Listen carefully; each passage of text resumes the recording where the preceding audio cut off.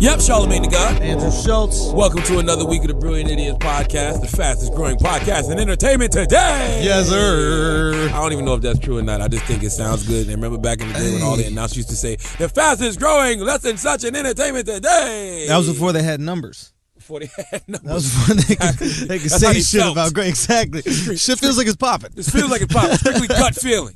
Okay? That's how we feel about this goddamn podcast. Yo, now. we might be the fastest growing. What's faster than us?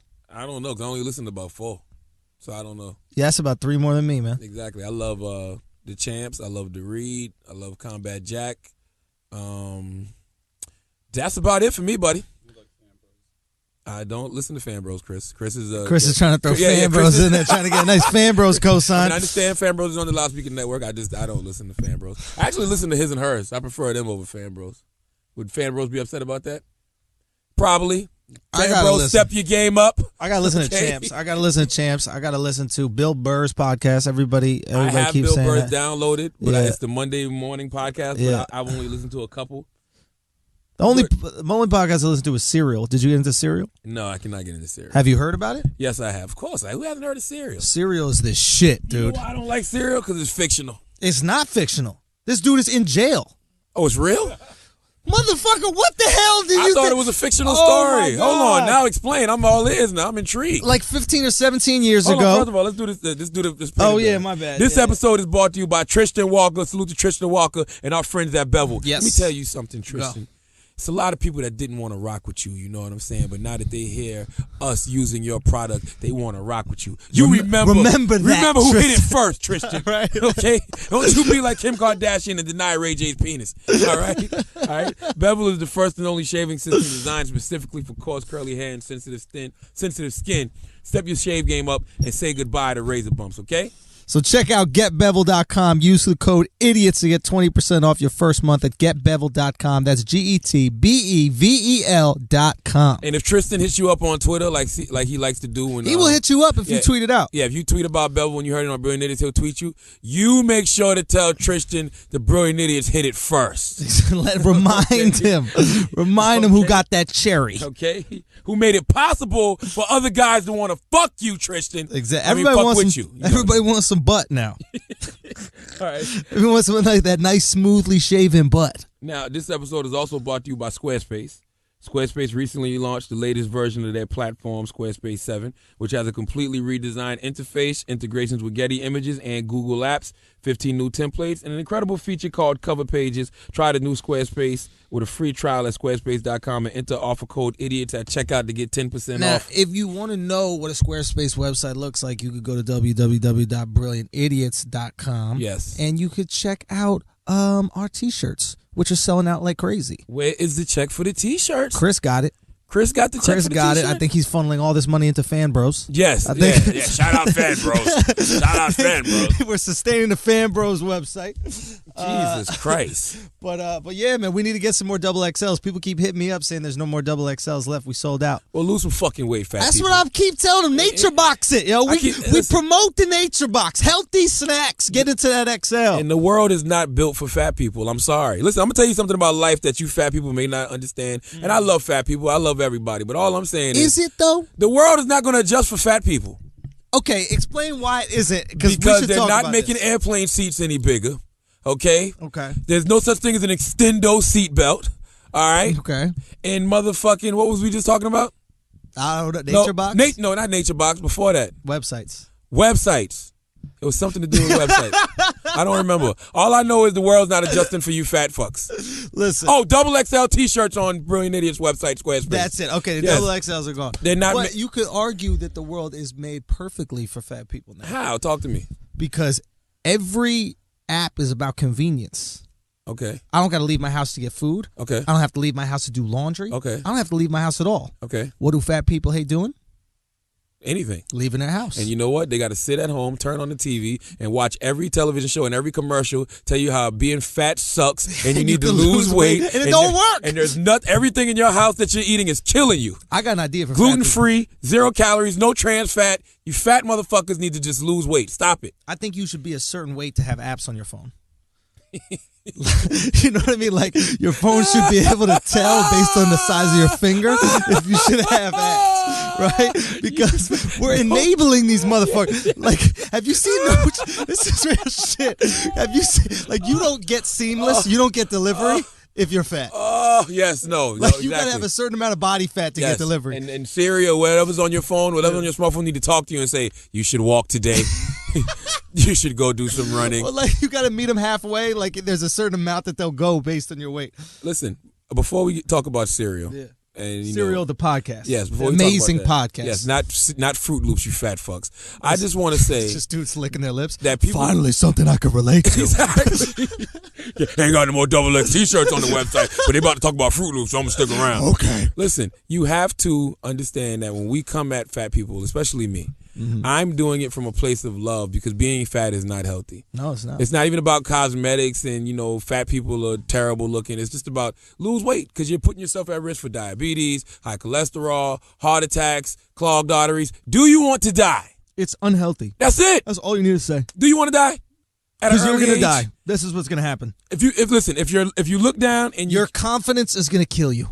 This Absolutely. Love in your body there shit, you your go. confidence is going to kill you. Let me tell you something else about that. Every fat motherfucker who claims to love being fat always ends up getting on a goddamn diet because eventually their doctor says, cut the malarkey.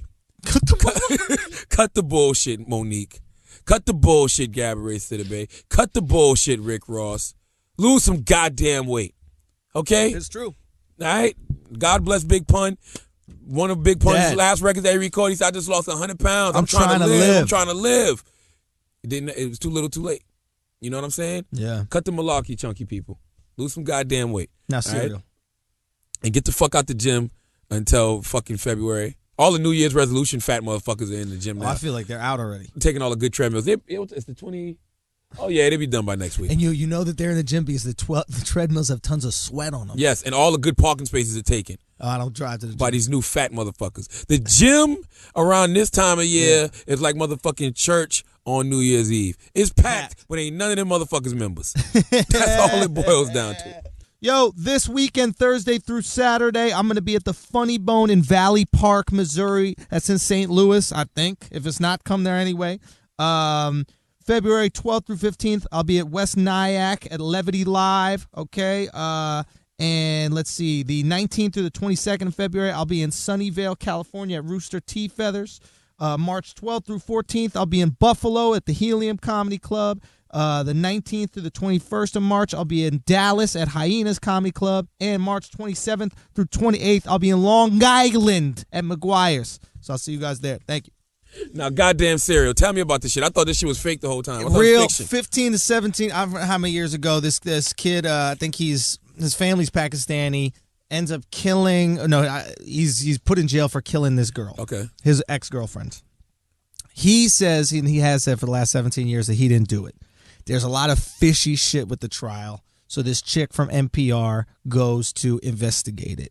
Right, and she basically finds out there are a bunch of people are lying on all sides, that they didn't really look for evidence and this kind of stuff. Personally, I think he did it. I think he's a fucking social, what they call sociopath. Yeah, absolutely sociopath. But I was obsessed. Like, I literally had a whole wall set up like A Beautiful Mind. You know that movie? Yeah. With the strings connecting and everything like that. When I went away to Sarah's parents' house and shit for New Year's, I had a whole wall set up, and me and her brother Jesse literally just had notes on everybody. We're trying to solve the crime. I solved the whole shit. He's in jail? He's in jail still to this day. So how the fuck is he doing a podcast? They call up, and literally on the podcast, you'll hear the jail phone go, your call has ended 30 minutes or whatever. That's got to be the greatest podcast ever. Why nobody told me this shit? It is the greatest podcast ever. Nobody told me that it was a real story. I didn't know he was calling from Where jail. Where you getting your information? I just hear people talking about it. You're saying Black Twitter didn't tweet about the cereal podcast? Fuck Black Twitter. I hear people talking about cereal and how good it is, but nobody ever went into detail. Bro, listen, when something is that good, when something is that good, people go into detail. Because I would have been all in to listening to that shit. First of all, I didn't want to listen to it because I maybe heard similar things to you. The way someone pitched to me at first, it was like he was Pakistani from Pakistan. Yeah. And I was like, okay, a wrongful murder charge in a foreign fucking country. Like, yeah, that shit happens all the time. I don't really give a fuck. You know, this is just how the law works. Then when I found out that shit was in Baltimore, I was like, yeah. I didn't know that. Yeah, you hear the dude talk. I had no idea. And she's asking him the real questions, like, how are you? He says shit like, it was I was unable to get from this place to that place in 30 minutes. It's just impossible. And then she goes and does it, and then calls him again and says, actually, we timed it and we could do it. And there's like this hesitation on the phone. That's bullshit. I got to look up his fucking name and see if he's really a fucking convict. Adnan. Never, this Chris, by the way, Adnan he'd never been arrested before. He was like in the Muslim community, did charity work. They were both students at basically a magnet school in Baltimore. Oh, so he knows the girl that comes to see him. No. The girl that comes to see him is just a reporter. She's just a lady. She has no clue who he is. She wrote some shit on him, but she was a reporter for the Baltimore But they Sun. had never spoken before she started. She had previously written an article about his attorney, who since died, which adds to the whole mystery. Oh yeah, his attorney who might have botched some shit ended up case, dying, right. But she didn't really botch some shit. That's just how they sell it. Got you. Like in all reality, I mean, I think everybody should go listen. You listen, you'll knock it out so fast. First of all, I know it's great because nobody has better jail stories than jail motherfuckers. Yeah. When you're sitting around in jail, but with his nothing jail else stories to do, are whack. His jail stories are like, well, we made some omelets today with the morning No. group. But I'm saying you're sitting around in jail. All you have is time to think about dope in shit. detail. Yeah, about how you're innocent. Exactly. Well, but that's the point of the whole story is that so he's had 17 years. Yeah. And the whole case basically hinges on him being able to provide an alibi for where he was at the time they determined the girl was killed. And he claims he can't remember what he was doing. Oh, he killed her. Shut the fuck up. That's what I'm saying. The whole day, everybody else can remember the day, and he goes, I don't know. I don't remember. Shut the fuck up. The police called him that day. I forgot the police called me. Adnan, go talk to some brothers. Go talk to some niggas that's in the jail with you and get a proper alibi, Adnan. Okay? Here's a question. Who else do we know that when you ask him if he did some fucked up shit goes, I don't know. Wax. Exactly. If that is any indication that Adnan is guilty, is that you and Wax have the same alibi. To some black guys in the gym and they will give you some good alibis other than I don't fucking know. Adnan. I don't remember. Get the fuck out of here, dog. Some shit. Are you serious?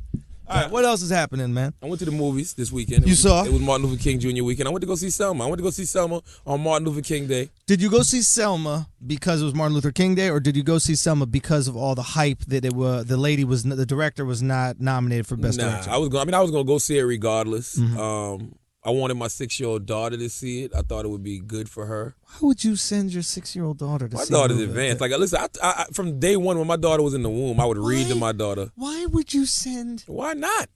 Why would you? No, she's not old enough to understand this They teach yet. her about Martin Luther King Jr. in school, in first grade. Yeah, but they don't show videos of dogs eating black people. They show the protests and the marches. They don't show that in Selma. Oh, they don't? Nah. Those dogs look fun. Nah, I mean, they show the beatings and they show, like, she fell asleep by then, though. And it was so crazy. I'm going to tell you what's so funny. This is how smart my daughter is. I have a dream. Listen, me too. No, this is how smart my daughter is. I told my daughter, I said, all right, so listen, we're gonna go to the movies today. We're gonna go see a serious film. She goes, I don't want to see Selma. Immediately. My daughter's 6 years old. I didn't say nothing about Selma. She didn't hear me talking about it. I said, we're gonna go see a serious film today. She looked at me dead and I said, I don't want to go see Selma. What'd she say she wanted to see? Nothing. She just was like, I don't want to go see Selma. I just don't want to go see Selma. And you forced her to go see it. She had no choice. We had no babysitter. You gonna come in the movie theater and sit down with us. That's the second time I forced her to a movie. The first time I forced her to a movie, she was like 2 months old, and Notorious was in theaters, and I had to go see it. So it was me. Hold on. It was me. You took your 2-month-old daughter and to you know see what? Notorious. Yes, and you know what? This is why I love her to death, and she can have anything she wants from me because she's my daughter. Yeah. But she's so well behaved. She did not cry at all during Notorious. Not only did she not cry, her mother never had to take her out to change her or anything. She let us enjoy that movie in peace. And for that, she will get what she wants on Christmas every day for the rest of her life. I think it's actually not bad to take your child to go see a movie before they're 3, because apparently their memory doesn't kick in until they're 3. Really? Yeah, I think you can't remember anything as a kid until you're 3. Like, you understand shit, but you don't remember anything in the future. Like, that may be true because I don't remember shit. I remember first grade. That's exactly. Like, well, first, even less. You probably even remember vague shit from before that. But you're not going to remember shit after. So you're good. You could take him to movies. After 3 is kind of fucked up. You don't want the image of Lil' Kim riding fat-ass Biggie. You know what I mean? Some Bed-Stuy apartment. And Selma, it didn't even register with her at all. Not even a little bit. Yeah. But Selma was a good movie. But she thought she was watching a Cesar Millan episode. Listen, Selma deserved the Oscar nomination for Best Picture. But pipe down on all that other shit about Okay. best actor and actress and director and all that shit. It wasn't that that good? amazing. Nah, it was good. It was really good. I even teared up a little bit at the end and the beginning when the girls, it showed the bombing of the school and the girls got bombed and killed, the little young girls. That teared up a little bit. But it wasn't like, there was nobody in that movie that stood out amazingly as an actor. Now, was it the best Martin Luther King movie I've ever seen? Absolutely. Because they fucked up Martin Luther King with the movies. You know what I'm saying? Wait, why was it the It's best just been Martin some, Luther King? Because there've been some terrible Martin Luther King movies. Like, they got a lot of made-for-TV shit that was just whack. But it did not, there's nobody that deserved, like, a best actor, best actress. Maybe the lady could have got a best director nod. I don't know. But it definitely deserved the best picture. That's it. Okay. This is, first of all, I personally don't even think there should be a best picture nomination. Tell me why. Because all best picture is a hand job for producers. Okay. The director of a movie, and I asked my boy, who is a producer? The director of a movie chooses the cast, edits the fucking script. There is a screenplay thing, but like edits the script, chooses the shots, hires the DP, hires the sound guy, chooses the music that's going to go into the movie, has the actors, evokes all the motion from the actors. Like, if you direct a film, you're in control of everything.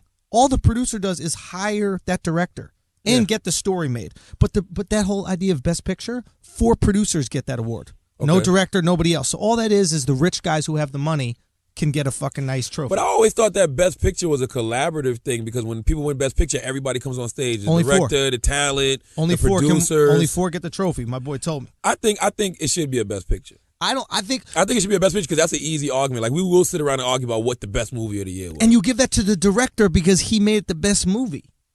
That's my point. Yeah. Dude, because I mean, I don't think that you can win best picture and whatever wins best picture, the best director has to be the same person. Like, the director of the best picture has to win best director. But it doesn't happen too. like that all the time. And I don't think it should happen like that all the time.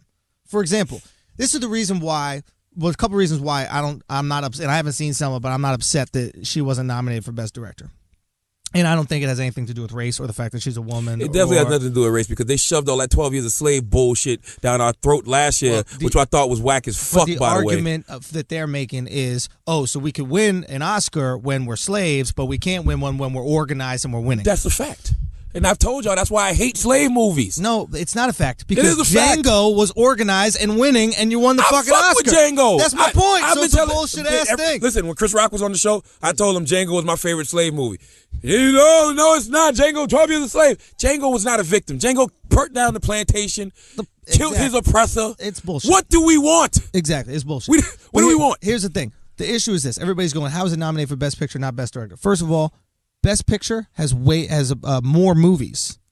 I don't know exactly the amount. Can you see how many more? But there's way more not way more, but there's more movies. So there's just more out there. Doesn't matter. What a brilliant idea. We don't have to fact check. We don't know about this shit. Second of all, Best Director, right? I think a lot has to do with what they're getting out of the story. Like that movie Foxcatcher is some movie where the story is boring as fuck. Some billionaire dad wants his son to be a wrestler and he's really hard on him. That's a boring fucking story. I don't give a fuck about that. But this director made it interesting. Okay? He took tofu and made it taste really good. Martin Luther King is fucking steak. If you make steak, I can make steak taste good. It's fucking steak. Not true. I think so. It's some terrible King movies. And Foxcatcher sounds bad. You know what can win a fucking Oscar? Cockcatcher. The story of a gay father who adopts a straight son and wants his son to be gay. That could be hot. Forget the wrestler. Cockcatcher, dog. That could be hot. Okay? That's Oscar worthy. I'm just gonna let you sit in this. I'm just gonna let you sit in this. That's Oscar worthy. Why is that Oscar worthy? The movie got to be made. Okay, they'll make it one day. And then the director's got to do all this work and make sure it's good. I just don't think there should be a Best Picture. I think it's stupid. I think it's just for producers. I think it's dumb. Best Picture is cool. I mean, hey, listen, man, it's simple. Give Best Picture to the best director. Whoever made the best film and who's responsible for that, give that shit to them. But you got to have Best Picture. Give Best Picture its acknowledgement. Why not?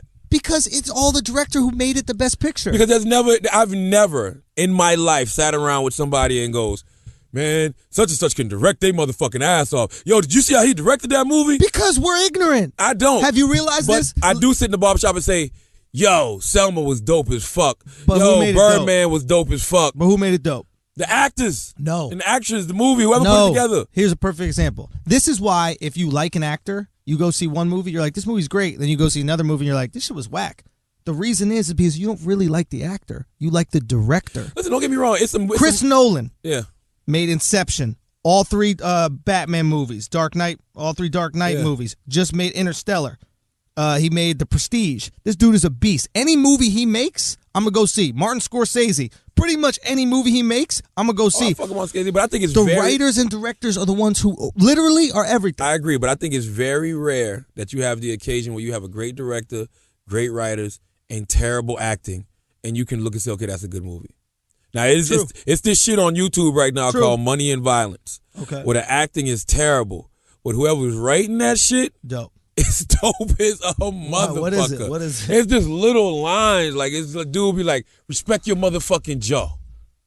So if like you talking to me in a disrespectful manner, I'm telling you, you need to respect your jaw right now. Wait, it's a show on YouTube? It's a fucking show. 30-minute, yes. This is my idea. This one is what camera, I wanted to do. One fucking camera and a boom mic. You can see the boom in the background and shit sometimes? I've never seen the boom, but it's called Money and Violence, and it's written so well. They're gonna be on TV anytime. I guarantee you. Some network's gonna pick them the fuck up. And I heard there's one writer. Salute to my dude, Dangerous LLC. He said there's one guy writing all of this shit. But the acting is terrible. But the writing, phenomenal. Storyline, phenomenal. That's the rare occasion. What is it about? What's the premise? Did I just tell you what the fucking show is called? Money and Violence.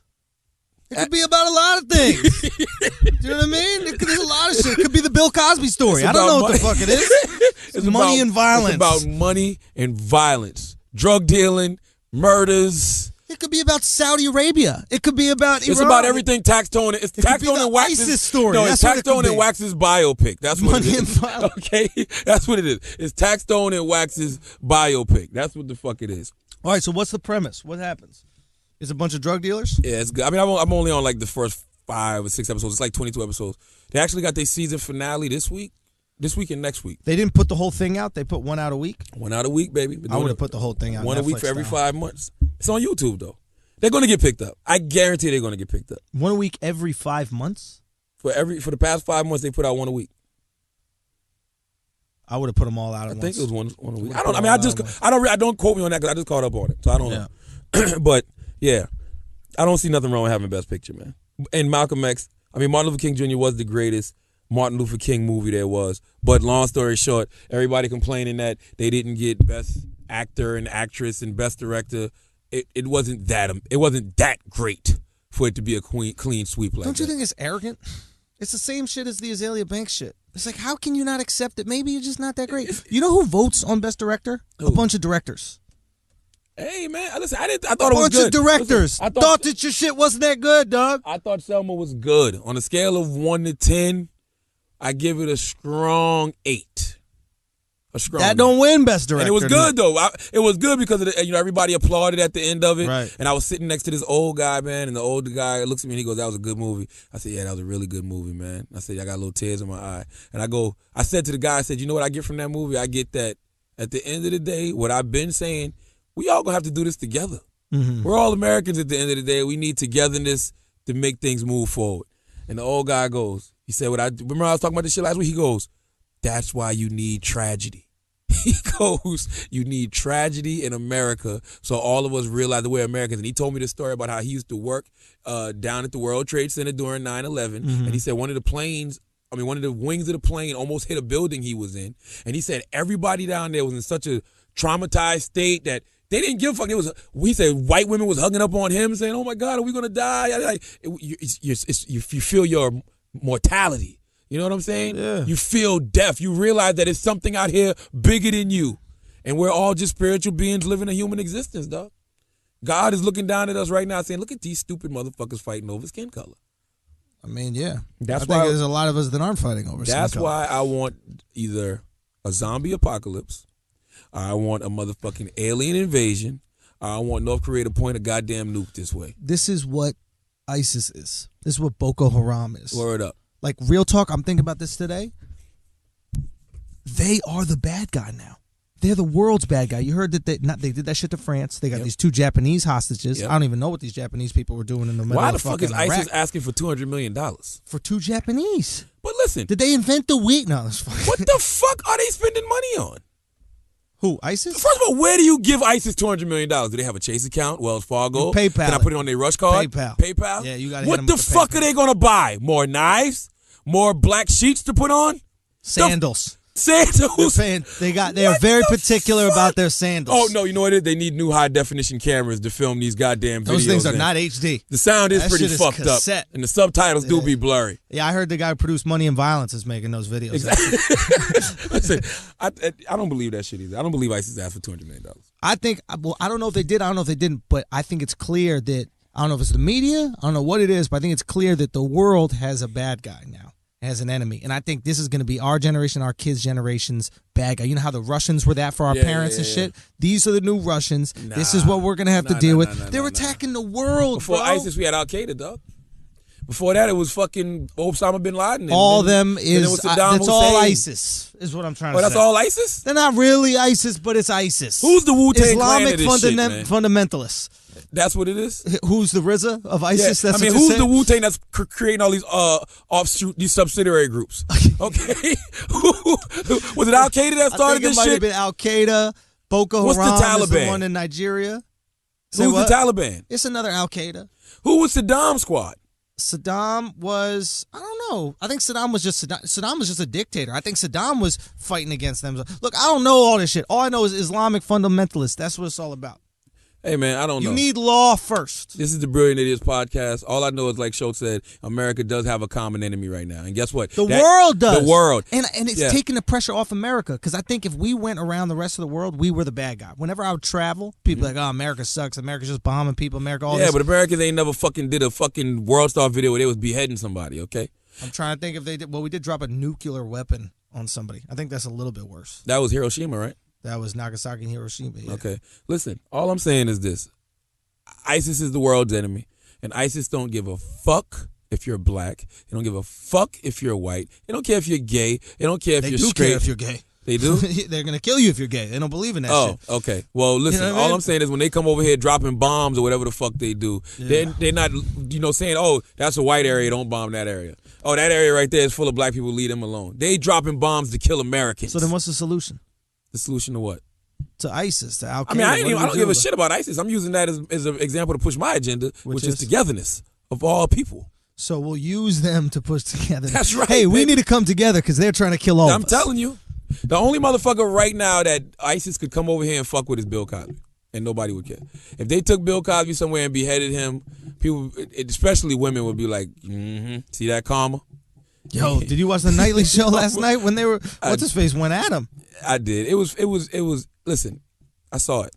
Okay. He said, he compared what happened to Bill. He said, what if Bill Cosby had fucked the first 35 presidents of the United States of America? Or something to that effect was the joke. All right. I don't get it. If I found out that Bill Cosby fucked 35, this is what he was saying. He was saying that 35 women have come forth. Yeah. So he was putting it in context and saying, what if it was the first 35 presidents of the United States of America? Larry Wilmore from the Nightly Show. I don't totally understand the joke because once he said that, my mind went somewhere else, and I was like, yo, if Bill Cosby had fucked 35 presidents, that's pretty impressive. I mean, not only that, let's be honest. What do they say about politicians? What do they all do? What? Lie.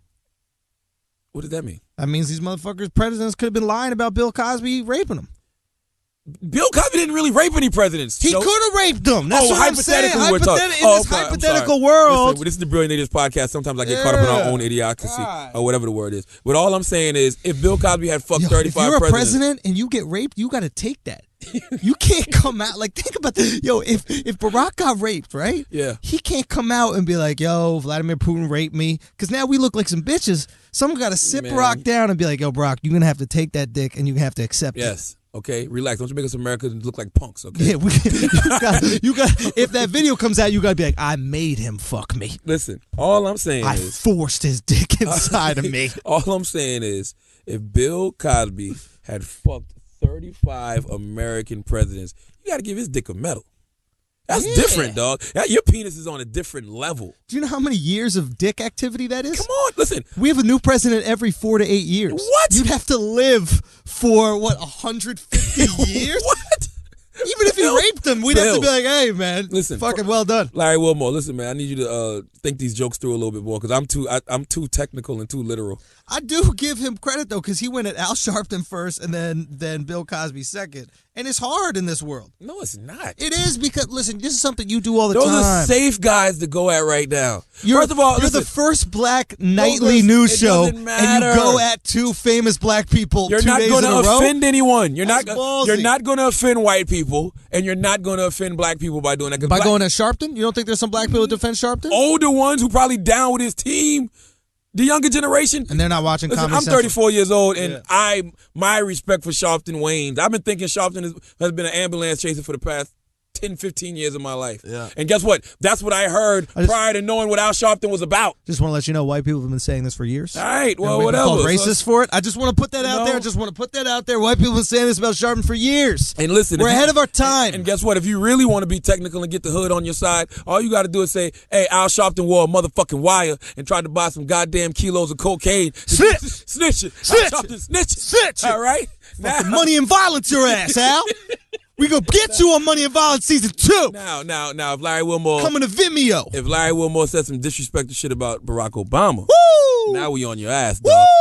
Because that's my motherfucking president. You'll listen to you watch the State of the Union? Goddamn right I watched the State of the Union. People love that little quip that he had. It was amazing. That You know was why dope. it was amazing? Because he goes, I'm not running for president anymore. And them sneaky ass Republicans They who never started to stand up clap. and applaud. They didn't applaud for clap. shit the whole time. They clapped. And then Barack goes, oh, yeah, because I won the last 2 elections. Just let me Boom! remind y'all, motherfuckers. Boom! Okay? Yo, how petty is that not clapping shit? You're a grown-ass fucking man who's 60 years old. Somebody goes, you know what? I think men and women should make the same amount. And then all these Democrats are clapping. Republicans, I'm not okay with that. I respect it, though. Fuck, why do you respect it? I'm going to tell you why. Yeah.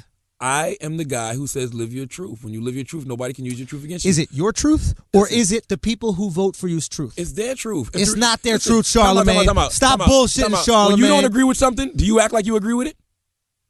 It depends. Nah, shut the fuck up. No, it don't depend. When you don't like something, Schulz, remind you, we got 10 months of podcasts to go back and use as reference. Okay. When you don't like something, do you agree with it just to agree with it? It depends. On what? What? Depends on the situation. Listen, I like seeing people be up front. I like when those I tweeted this last night. Watching those Republicans in that audience not stand and clap for Barack on certain shit. It's like, yo, man, Barack is really all about this togetherness shit. But them motherfucking people that ain't standing for him, they ain't trying to hear that shit at all. Look, like when Barack says things like, as America, Americans can all be together as one. Them guys ain't standing up clapping. They're like, no. I think anybody who's clapping the whole time is stupid. The whole thing is goofy as fuck. Not if you It's like agree. we're 8 years old at a One Direction concert. But if and you- somebody's like, I don't like One Direction, and then all the fans just go, bah humbug, you can't do it. Even the clapping, just say the speech, let's take it in. I don't need to go, yeah, that was a great point you made. That was a great point you made. I think that the clapping helps move the speech along. You know what I used to hate? I think the speech helps move the speech along. If the speech is good, we're going to listen to it. No, I grew up with Jehovah's Witness, right? Do they have clapping on the radio? Yes, I give my own applause. I'd be like, give me some applause. Like it's a sound effect. Listen, you goddamn right. You goddamn right. Sound effect I got a for rim applause? shot and everything. Fuck that. Oh, God. I need the motivation. No. Let me tell you something. You know where there's no clapping? Where? The Serial Podcast. Amazing podcast. Listen, amazing. there's no clapping in any podcast. Listen, I grew up Jehovah's Witness.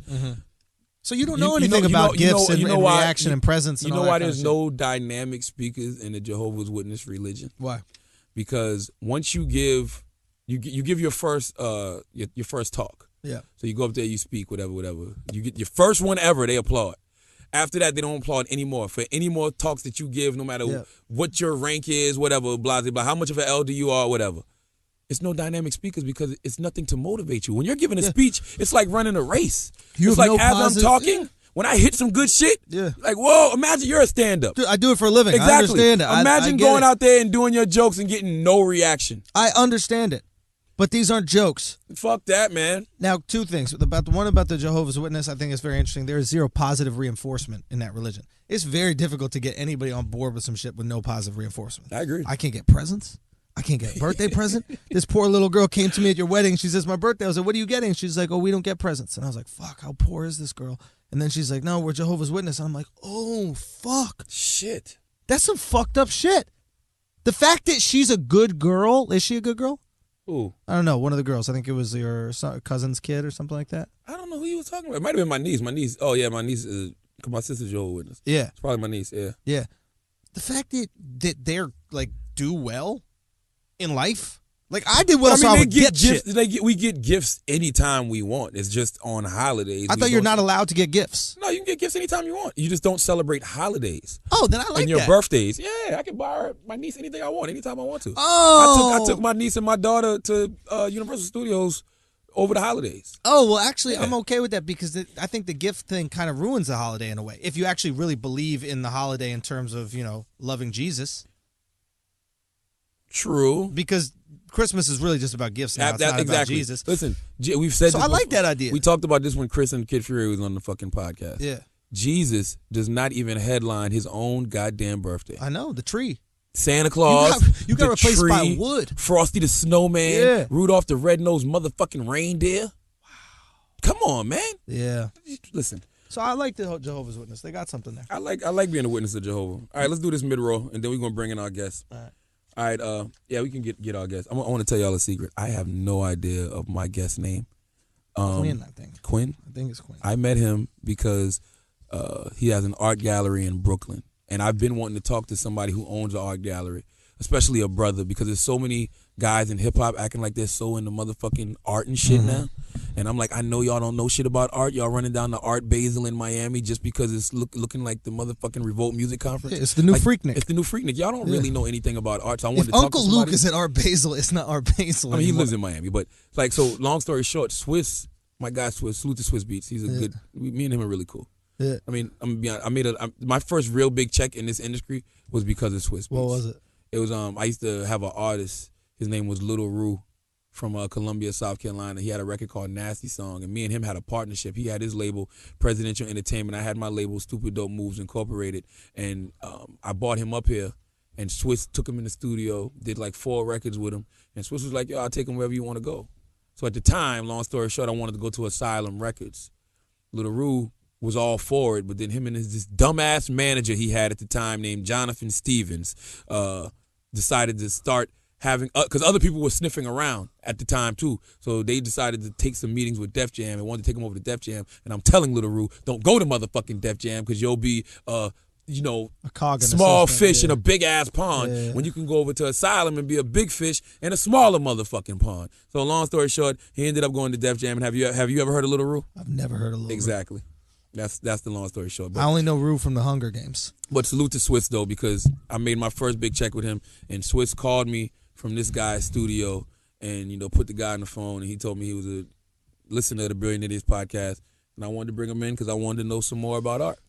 So what's up, Hold man? on, we got to do the mid-roll. Oh, okay, yeah, my bad. Now, folks, we'll be back with our guests in a second. We want to talk to you about Squarespace, all right? Chances are you've been over to the BrilliantIdiots.com website. Check out our T-shirts. XXL sold the fuck out. We still got some other stuff. Cute shit for the ladies. Tie it up. Show your abdomen. Some of our videos are up there, too. That's right. Squarespace is so easy. Even idiots like us managed to figure out how to build a website. We did not do it. Matt Raz did it. Shout out to Matt Raz, even though his taste in sketch comedy is pretty awful. Matt Raz, his judgment is questionable. I don't even know if I want Matt on the team. It's a weird, it was frightening, the It's conversation, the confidence that he came at us with this statement that he made. We're going to bring Matt in here and talk about that. We are, and I want you guys to look through Matt Raz's Twitter. What's his Twitter? I think it's Matt Raz. Is it Matt Raz? I think I unfollowed him too, by the way. Listen, I muted it. You muted it? No. But I want you to go to his Twitter. Look through his tweets over the last couple weeks. I'm sure it's not that many. It's going to be one tweet that stands out as one of the dumbest shit ever I've ever heard in my life. Ever in the history of television. Dumb as fuck. Commentary. Dumb as fuck. So, and then make sure you at Charlamagne and myself in that tweet if that's the one. Yes. Okay? Is it at Matt Raz? Yes. 2 Z's? 1 Z. Oh, 1 Z, 2 M, 2 T's. All right, like MATTRAZ. We are the Brilliant Idiots. Yeah. Not the dumb fucks, Matt Raz. Okay? You gotta have some brilliant in it. You know what I mean? That was that tweet of what made you a dumb fuck, Matt Jesus. Raz. Okay? Jesus. But we like you. Anyway. Used to love. Yeah, it's still like. It's like now. And I love the attitude. I love the energy, but I just can't ask you your opinion on things anymore. No, not at all. I mean, go look for the tweet. You'll see what it is. Basically, if you get Squarespace, you're going to have the same experiences as us. If you get a Squarespace website, we will give you Matt Raz. We're looking Absolutely. to get rid of him. He's our Josh Smith, really, when you Absolutely. think We about can it. Anybody who's willing to take him off our hands so we can go fucking Yes. 12-2 over the next 14 games, Absolutely. bring him on. Listen, if you've been hearing about Squarespace for a long time, there's Squarespace 7 now. That means redesigned user interface, integration with Google Apps and cover pages. This is good for portfolios and personal business websites. Read more about them at squarespace.com. /7, okay? Remember, if you sign up now for Squarespace, it's only $8 a month, and you get Matt Raz and a free domain if you buy Squarespace for the year. So start a trial with no credit card required and start building your website today. All right, when you decide to sign up for Squarespace, make sure to use the offer code IDIOTS to get 10% off your first purchase and to show your support for our podcast. That's promo code IDIOTS. Squarespace, start here, go anywhere. Now we got our guest in the building. How you pronounce your name, player? Nathaniel Mary Quinn. Nathaniel Mary Quinn. Well, you can call me Quinn. Yeah, I told him that your name was Quinn. I didn't know that was your last name. Well, listen, Yeah, it's my last name. Okay, good. First of all, I just gave y'all a little tip when you're not sure of a person's name. Just go how you pronounce How you it. pronounce your name, player? You got to do it just like that, though. And then they look at you and go, Mike. Yeah, you can't be that. Yeah. Bob. Or saying like Oprah Winfrey, this is Nathaniel Mary Quinn. You know, that would be awesome. Now, you own an art gallery in Brooklyn. No. I do not own an art gallery. I have an art studio. Art Explain. studio. Right. What's the Explain. difference? All right, so Yeah. an art gallery is an institution, either commercial or non-commercial, that exhibits or put on display works of art. So Art Gallery is Foot Locker. You own the sneaker making manufacturer. I actually make the sneaker You make that the goes sneakers. into Foot Locker, Exactly. right. But you're not a small Chinese boy. No. No. So you I need a few of them in my studio to help me make the work. Send all Chinese boys over. Yeah. so you do. Preferably from China. Yeah, You not don't be America. Is there a lot of good artists in China? Yeah, it's a lot of good artists all over the world. Absolutely. I mean, in fact, the contemporary art market in China is exceptional.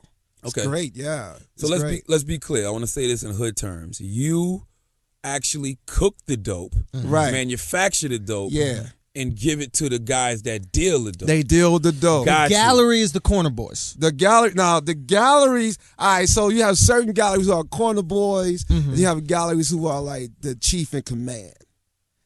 You understand what I'm saying to you? So some galleries, okay. I love this is the best conversation Yeah. about art in the history of art conversations. Yeah. All right, explain. So Yeah. now, how are some chief in command? because they have. All right, so when you're dealing drugs, right, you know you got like three cats you dealing with, right? You got the drug dealer, then you got the person making the delivery of the package, and you got a shooter, right? That's usually what's you never really see the shooter. Tax Stone. Shout out to Shout out to Tax.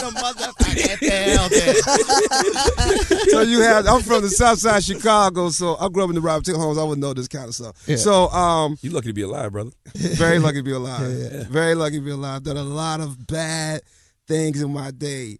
Oh, we're gonna get into that. Yeah, we're yeah, gonna yeah, get into yeah. that. But go ahead, explain the So consistency. basically, the corner boy galleries, corner boys. If you make the association between corner boys and galleries, right?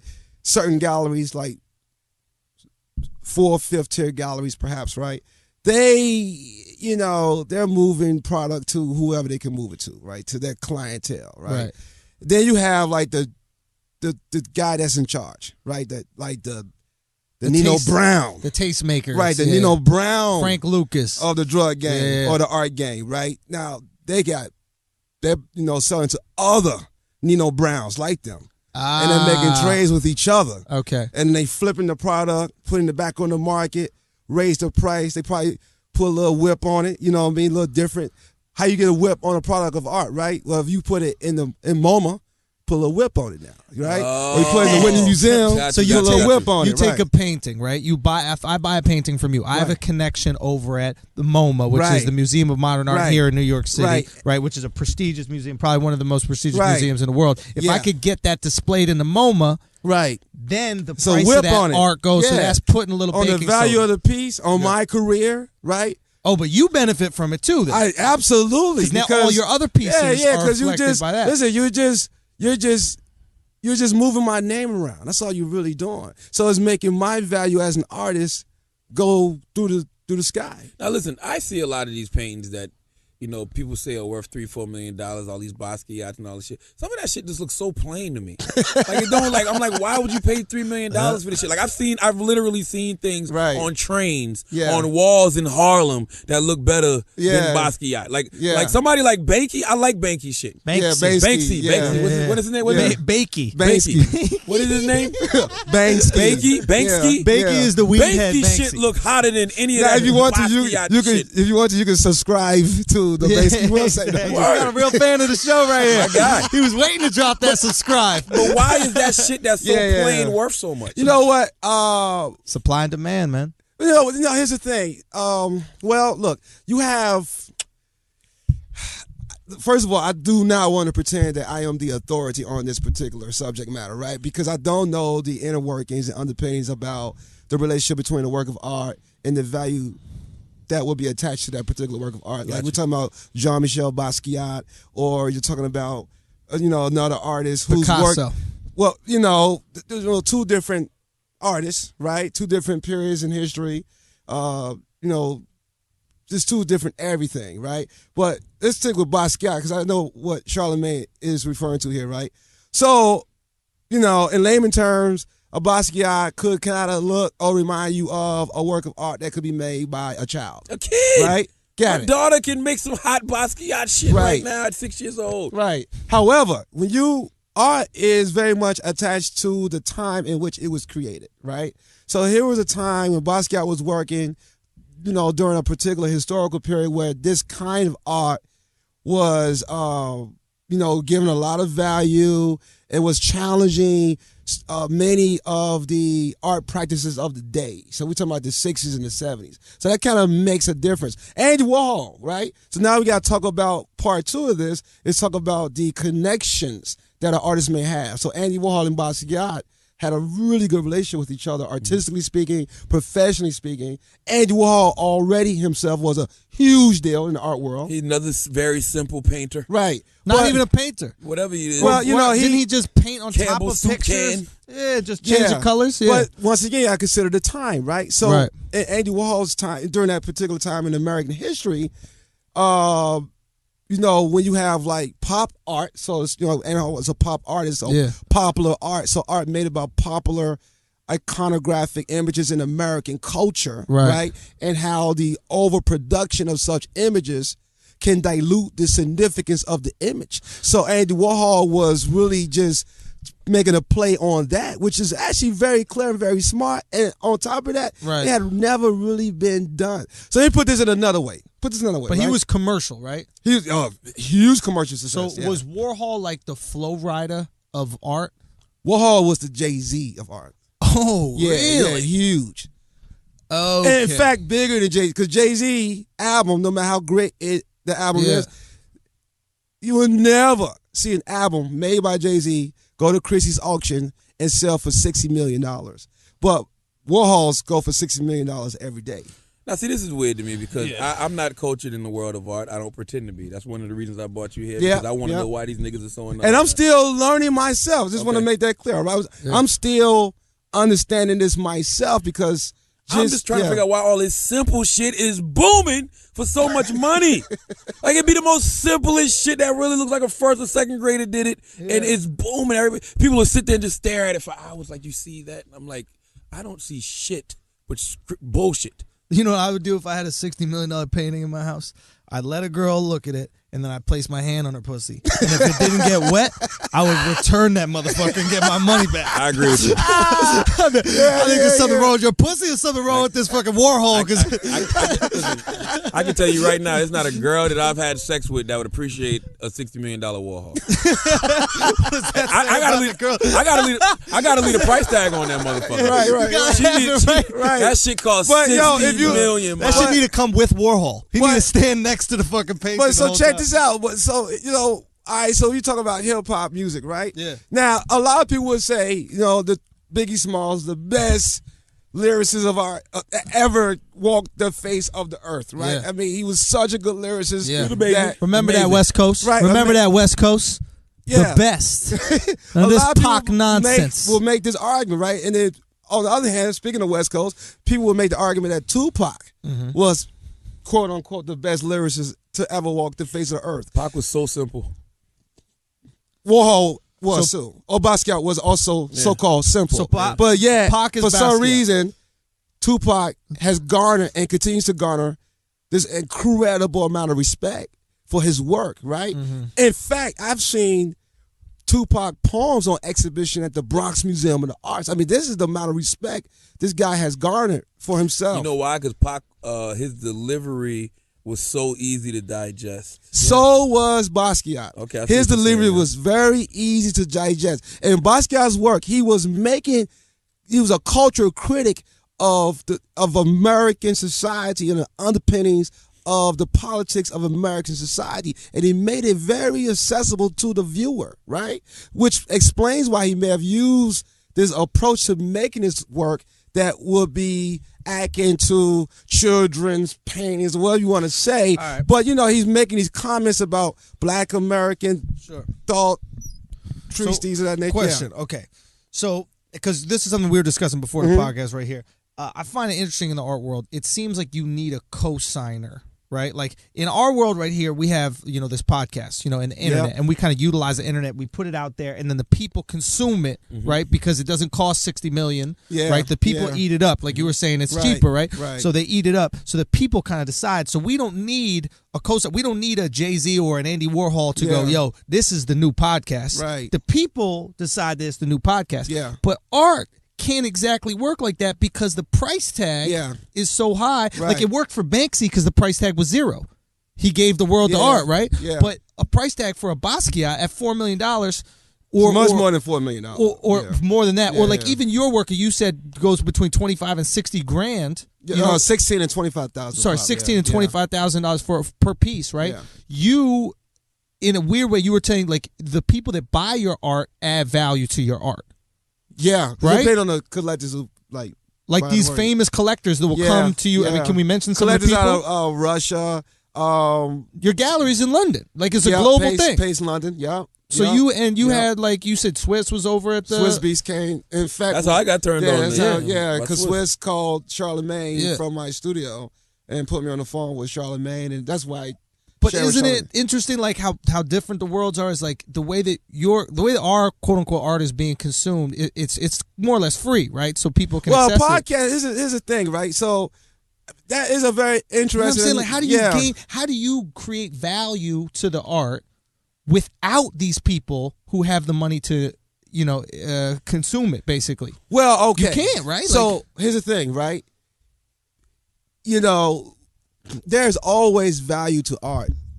The value of a work of art is not dependent upon any external factor. Right. Monetary value. I mean, you know what I mean? I'm not talking about what you get emotionally from it or those even things. what it means. Just because you don't see it doesn't make it invalid, right? I get it, yeah. All right, cool. Now, every time a joke of mine bombs, that's the exact same way I feel. Yeah, but for the joke to bomb, it's a philosophical notion, right? Yeah. Because you have the public opinion of the joke, but there's someone in that audience who may have found the joke to be extremely funny. Exactly. And that person could be a tastemaker in the comedy world. Could be. That goes to show you why so many whack-ass comedians get on.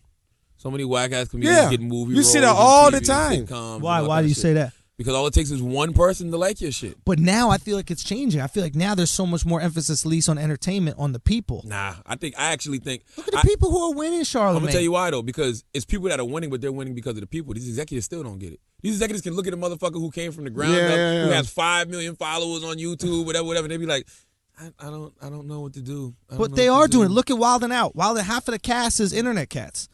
Like these people are getting. Look at you. You are a person of the people, right? Mm-hmm. And you get phone calls about possible movie roles, TV roles, all the fucking time. Meetings that you take. This is not from executives going, I think this guy's got you know what, Charlamagne. the people fucking put it out there. Charlamagne's position in contemporary culture makes him more or less a fisher. So on one hand, but the people gave him that position. Like pussy.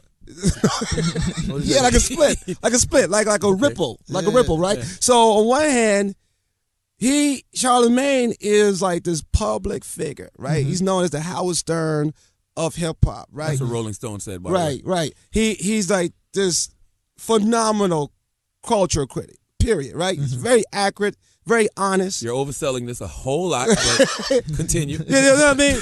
But right.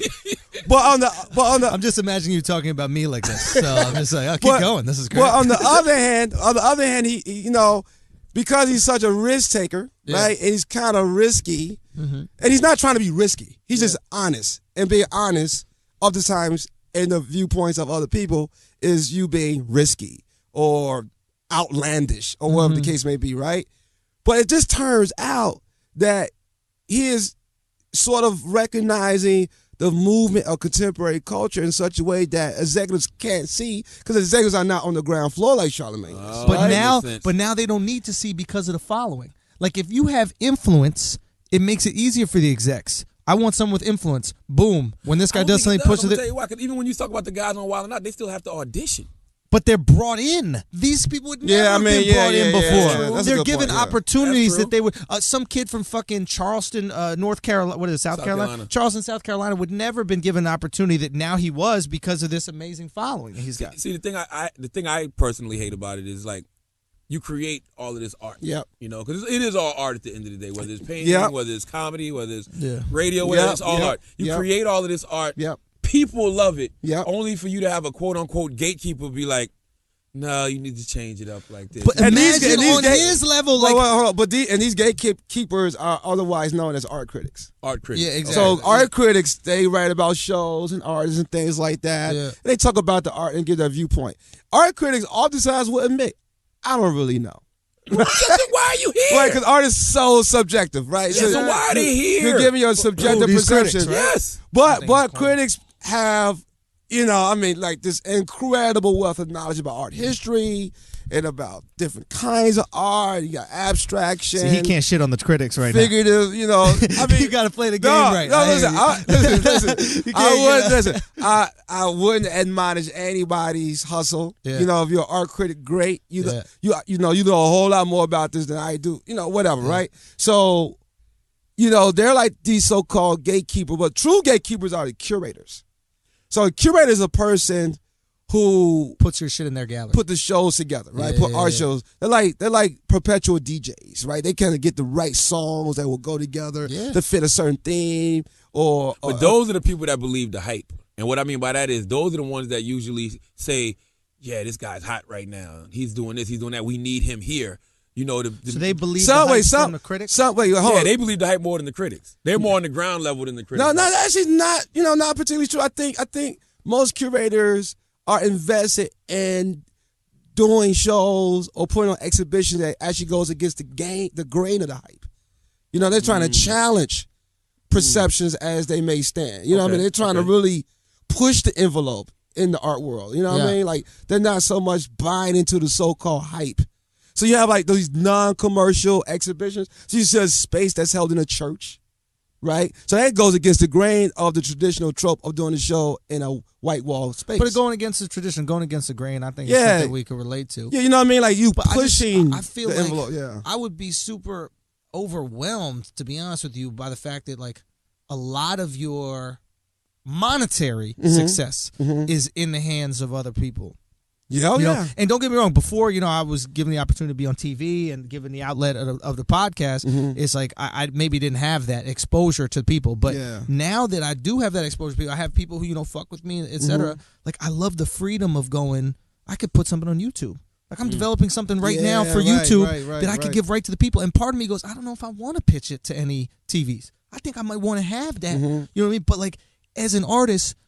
Since the people that you need to attract have to have tons of money, do you feel it all limited? A lot of connections. And no. Do you feel limited by the fact that these people need to, in a way, co-sign? Like, you don't have maybe the same freedom that the internet maybe allows a Vine star, like a YouTube star. You know what, man? It's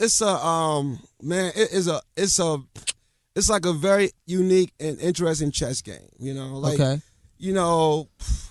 There are people that even as we speak, I'm reaching out to, trying to gain contact with. Yeah. Because I want my work to be in certain spaces, right? Like I would like to be in this museum show. Like, give me an example. This gallery show. Where's the place you want? Like I want to be in a group exhibition in the museum. Yeah. Right? So you paint. You actually Yeah, I make works on paper and paintings and stuff like that, right? Yeah. So my last museum show is at What's your website, by the way, so people can check it out while they listen? NathanielMaryQuinn.com. Okay. You know, but That sounds like 3 different people, by the way, but that has no, Nathaniel, Mary, and Quinn. Yeah. You got 3 first names. Like, well, you know what? Mary is the name, is my mother's name. Okay. And my mother never had an education.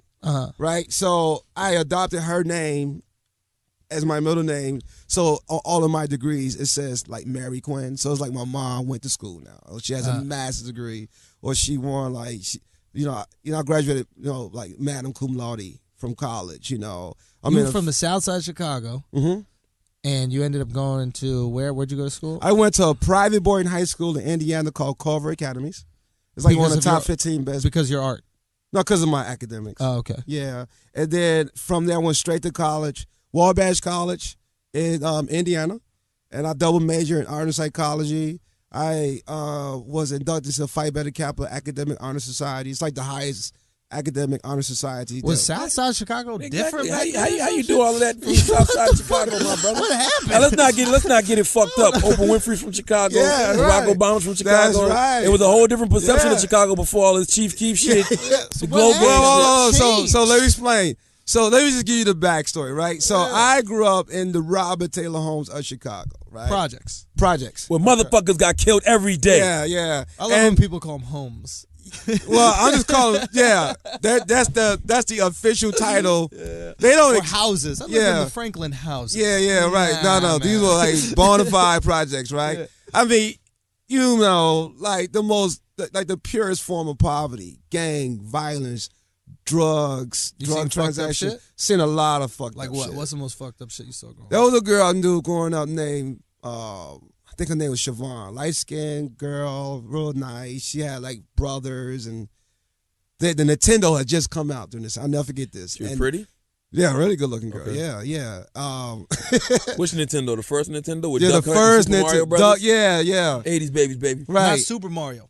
Super Mario was Super Nintendo. Mario Brothers. So check this out, right? They, in fact, Duck Hunt? Duck Hunt, yeah. Right? With the little Yeah. It used to be plastic. on the same game. It God, was yeah. Super Mario Brothers, actually. It was Super Mario Brothers and Duck Hunt on the same game. Right. So Really?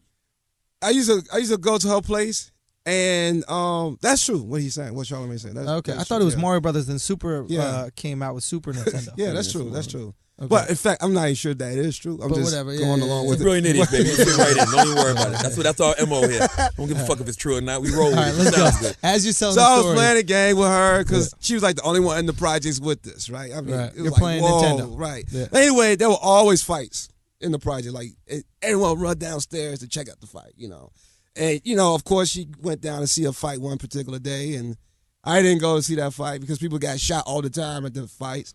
And I'll never forget this. The next day, I went downstairs to check the mailbox, and I get off the elevator, and there she was lying on the floor, dead. Shot. Dead.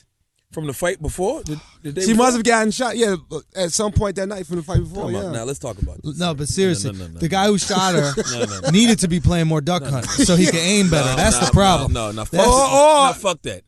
You mean to tell me you was in her house playing her Nintendo and didn't even know that she came back? She didn't come back? No. This is what I used to do with her. What happened? No. I used to play. That's how I know her. I used to Okay. play this game with her all the time. That's why I know she's Siobhan. Oh, you wasn't playing with her at the time. No, because at the time. Oh, I thought you I thought they were next to each other I thought y'all playing. was with each other No. playing the game. I'm just giving you a background story on how I know her. Got you.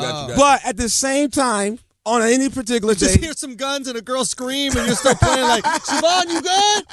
All right, that's cool. So you discovered the body. I saw the body, right? Yeah, it a may lot have of already people- been discovered by somebody Did else. you know call the what I mean? police? No. Hell no. You didn't call the fucking cops. So you just Crazy? left her body laying there? Yeah, that's what you You did. killed her for a Nintendo, you sick motherfucker. Let's be honest. Sick motherfucker. Did you take Killed that the Nintendo? girl. Keep it real. Nintendo. Did you take You that cannot Nintendo? trust these Chicago motherfuckers, That'd be man. fucked up. Yo, did you go to her mom like, listen, I'm really sorry about Siobhan being dead and all, but like, you still gonna let me rock with that Nintendo, right? Chicago motherfuckers are savages, dog. Oh my Jesus God. Christ. It was horrible, man. What else? It's What another else? story. It's another story, Yeah. right? So, I grew up like you had BDs and GDs, like Black Disciples, Gangster Disciples. You got, folk. You got Vice Lords. You got Blackstones. You know what I'm saying? See, I never understood that part of the gang thing. Like, I never understood, like, if it was black disciples, why were the rivals the gangster disciples? The rivals should have been the white disciples. No, that would have been. I know that. That makes no sense to me. It's like we weren't organized like that back then. Yeah, no, it was horrible, man. So what were you? I was nothing. And when I say nothing, I mean I wasn't even a neutron. Because even to say that shit could have got you fucked up. You know what I'm saying? What's a neutron? Neutron is like a neutral person. You're not affiliated with the gang. But when you say you're a neutron, they think it's a new gang. What you're really saying is, fuck BDs, fuck GDs. Yeah. I'm a neutron because I don't fucking care about you niggas. You know what I'm saying? Yeah. Like, that's what you're really saying, right? And then they fuck you up over that. So you got to be like, I ain't with shit, man. I don't think I got a problem with that, though. Because I'm one of those people, too, that, like, I don't trust people that are scared to commit to something. You know what I'm saying? I don't trust people that are scared to commit to something. So, you're going to commit to murder and death? I'm just saying. Fucking dying at 22 years old? You going to be neutral around here? I'm not going to be neutron. But I'm not going to be anything. I'm going to say I don't know any of you guys. Okay. I'm playing Duck Hunt, dog. That's what I'm doing. I'm playing Duck Hunt. I am playing Super Mario Brothers, and that's it. But you know what? On the other hand, I mean, you really could have found yourself in a very compromising situation, right? Yeah. So what happened? So here it was my compromising event, right? Oh, somebody got raped. Come on, Mr. Quinn. So if you guys could have seen the comfortable position that Charlamagne just relaxed into. He said, you guys could have got raped. And then he about to tell us about a good man rape. Kicked his fucking shoes off, laid his fucking legs down like he was about to have the best thing ever. He tucked his hand in his pants like Al Bundy sat on the couch. I hear a good man rape story about that. No, so listen. We get out of school, and a lot of times gang wars broke out after school. Yeah. Right? And, it's like, just gunshots everywhere. Yeah. So you're just trying to get home. Now, okay, so I went to a school called Coleman Elementary Public School. Okay. All right, it was on 47th State Street. I live in the building preceding the school on 4500 South State Street. For short, we called the building 4500. Right? Yeah. Then after that was 4555, right? I'm from Chicago, so you say 4555, like that, right?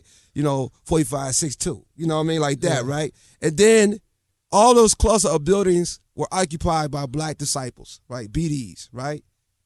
Like folks, right? Yeah. And then after that were another cluster of buildings by GDs, right? GD folks, right? Yeah. And they were rivalry gangs. You're throwing up every sign as you say the gangs. Yeah. You're not a neutron. Yeah. This is not a neutron. Spelling gangster with his fingers right here. Yeah, like a pitchfork. Can you do that? Right? So listen. In my school, of course, you had kids who were from either given environment, right? Yeah. They were from like the BD territory or the GD territory. Yeah. There's one kid, I'll never forget this, and at the time, I had like a yellow Steelers coat. Like a starter coat. Remember that shit, the starter coat? Yeah. Had a yellow Steelers starter coat, right? Yeah. And this kid, he lived in the GD territory. What that means is this. He would have to bypass the BD territory just to get where he to get home in the GD territory. Yeah. I'm pretty sure that's a video game you're not going to win but ever so often. You might make it past that level once or twice. Right. You're only gonna back. Yeah, you need a cheat code for that one. And you know it get cold. Genie. Right, it comes in. That's it. So he goes through. I told him, you know what I'm talking about? I told him, I said, yo, take the train tracks, run down the tracks, come down, you go. Because you can bypass all that, right? Yeah. Good looking. He did that. I'm walking home. Didn't hear from him since. I look up. I saw my man running in the opposite direction. Then I saw a group of cats coming after him. I said, oh, damn, he's going to get caught. Then before... Press pause, man. Pause. Yeah. Reset this game, please. That's it. It's my last continue, man. I can't be fucking. Yeah, he's going to be captured, right? They're going to catch this guy, and they're going to, like, demolish him or whatever. Yeah. Now, right after seeing that incident, that whole scene, I found myself surrounded by about 10 BDs, right? And I'm like, oh, what's going on here? And one cat walked up to me, yo, man, we saw you trying to help homeboy out and shit, man. I said, nah, I ain't help nobody. He said, man, you the only motherfucker with the yellow Steelers coat. We know it was you. I said, all right, man. So and my mom is on the porch, 6th floor. I lived in apartment 604. She's looking at me, helpless, defense. She can't do anything. 911, maybe? You know, call the cops. Oh, that's that. I understand. No. I get it. I agree with you. I get it. But when you living in that context, the same way, it's that shit, right? Yeah. So I'm like freaking out. I'm thinking like, this is it. I'm about to get popped, right? The guy pulls out a gun. He's pointing it in my chest at this point. I'm about to die. And I'm accepting it willingly. There's nothing I can fucking do about it, right? Did your light flash before your eyes? Yeah, everything flashed before my eyes, and I think I may have felt some shit come out of my ass because I was just that fucking afraid, right? And then what is your mom doing at the time? she's just looking. She on the porch, you know She's making his funeral arrangements. So you know the projects, the facade of the Rob Channel was like this gate. Mm-hmm. So I could see her fingers through the holes in the gate. You know the crisscross pattern of the gate, and right at that moment, some cat came out of nowhere. Yo, don't mess with him, man. He's cool, man. His mom be making us dinners and everything for Thanksgiving. He's good. The guy lowers his gun. The guy who saved me gave me a hug, whispering in my ear, yo, get out of here, man. They changed their mind quick. And he let me go, and I fucking ran home. I will never forget that shit. Did you ever see those guys again? Nah, never saw him again. Never saw him again. That shit was God crazy. damn. See, I had a lot of experiences like that one. Why do you think Chicago is the way that it is, and why has the mentality not changed? So let me give you a little background here, man. So in the 1920s, there was something that took place in America called the Great Migration, right? So a lot of Southerner blacks from the South migrated from the South to the North. So to the Southerners, the North are places like Chicago, Detroit, things like that, right? And there's this influx of black folks moving to Chicago in hopes of getting better jobs, you know, having a better life, right? And they settled on the south side of Chicago, which as a result became known as the Black Belt of the city, right? Then these buildings were built, what they are now known as projects, but they were built for temporary living purposes. Absolutely, all projects are temporary. You know what I'm talking housing, about? And then after a while, the families will stay longer than expected. The city started to become more negligent of maintaining the buildings, the infrastructure of the buildings, the grounds, garbage taken out, heat, water, things like that. And then, you know, a severe lack of resources, no hospitals, no jobs. All these things, they work as a perfect Subpar education. Yeah, substandard education. Perfect storm. A perfect storm that would eventually create what had become, right? Which is this gang culture. Gang culture driven by a need to survive in a world that seemed to have been designed for their inevitable destruction. And the destruction of innocent people like myself, right? Who was just a kid coming from school and who nearly lost his life because I was trying to save one. That's crazy. I've been saying that for so long. America caused this problem on themselves because, like you said, they built these temporary housings, and it's like a project that they didn't finish. You know what I mean? They built these temporary housing. It created this perfect storm. But it's like, yo, you got to go back in there But why the and violence? finish that. That's what I don't understand. A What's need the to purpose? survive. But for why? Like, why the violence? Because to survive? everybody mama ain't cooking dinners for you, bro. And my mother, because, you know, in the But project. the violence has to do with drugs, right? Obviously, people Money, are killing. drugs, I got to eat. We got to survive. But Like, killing Andrew. someone doesn't help you eat. All right, so listen. You ever tasted some hold on. flesh? This No, how, I haven't tasted but human this, flesh. You've tasted some human flesh? But so check this out, right? Let's think about it from a perspective of like evolution, right? Yeah. And so we can learn and understand how like tenuous it is, the line between surviving and being humanistic, right? Oh, don't get me wrong. When I'm hungry, I become less human. Nobody You know wants what I mean? killing people You know to what I'm eat. saying? Eat Like, them, Schulz. No. I'm saying when I get hungry and when you're in a suffering situation, you become less human. You could do less human acts. Got you. I Yeah. totally agree Yeah. with Right. that. But what I'm saying is, there has to be a driving force for the gang violence, right? Like that, there has to be Territory, But turf. what are we protecting this turf for? Is it drugs? Like I'm not Drugs, just going to yeah. protect turf and then we grow dandelions. Yeah, Do you know what I mean? There needs to be something. Yeah, they're that's, selling drugs. so it is drugs, Yeah. right? So and they is- want to control the inhabitants of the buildings, right? That's why the residents did not say anything, call the cops. Yo, there been times I actually did call 911. and they said, And no. I tell them the address, they fucking hang up on you.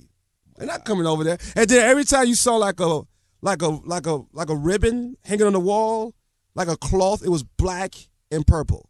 That was always like a symbol of a cop, a Chicago police officer who was shot and killed.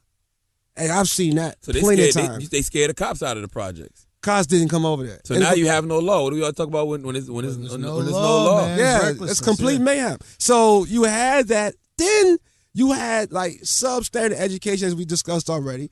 You have, no job opportunities, no employment services.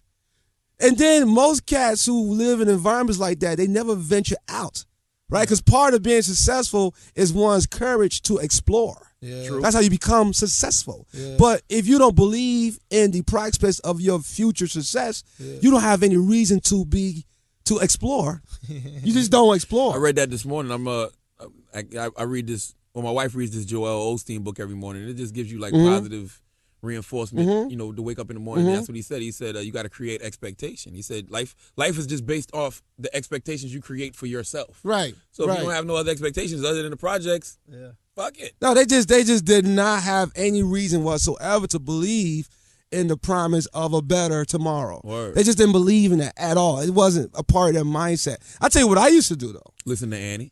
Come out tomorrow.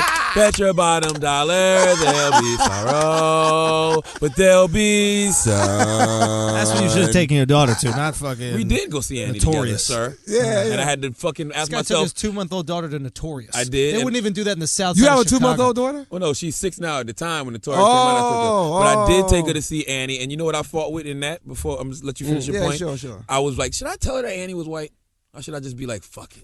Annie's whoever Annie is in the movie. It's She's fake, black. That's dog. why I said It's fuck not it. real. White Annie wasn't real either.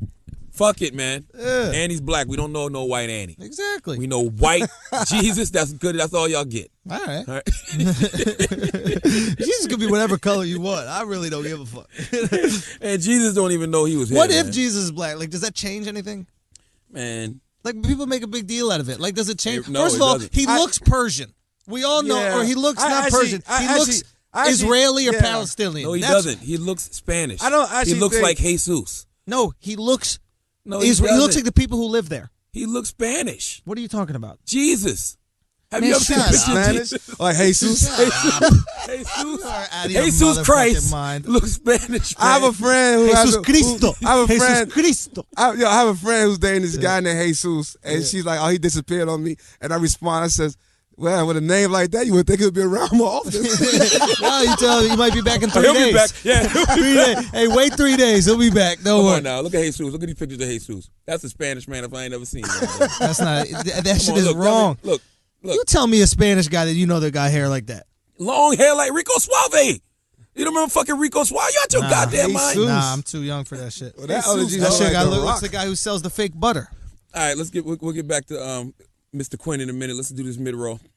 All right. You gonna do it? Oh, I thought you going, man. Oh. This is, Well, get clearer, smoother skin with bevel. Who doesn't want that?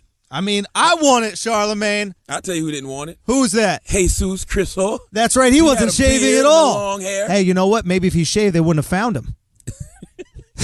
You know what I'm saying? Maybe if he shaved that Okay, beard. all jokes aside. Yeah. If you're gonna die and come back, at least change your look when you come back. I'm saying They just killed you, though. You went to heaven. You couldn't get a new robe, B?